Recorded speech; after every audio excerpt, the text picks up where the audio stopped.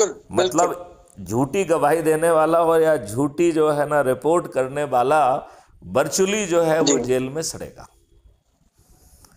फिर बिल्कुल। इसका जो नेक्स्ट सर्टेनिटी कह रही है कि साहब हम इतनी टेक्नोलॉजी का गैप फिल कर देंगे जिसका कोई भी बोझ भारत सरकार पे नहीं आएगा।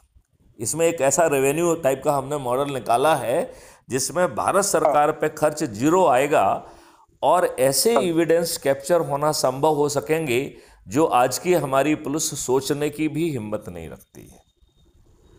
जी हाँ। और ये एविडेंस आज जिन एविडेंस के लिए पुलिस को भटकना पड़ता है वो एविडेंस खुद कैप्चर होके चल के पुलिस के पास पहुंच जाएंगे, कोर्ट के पास पहुंच जाएंगे और अधिकतम 15 दिन में चालान पेश हो जाएगा।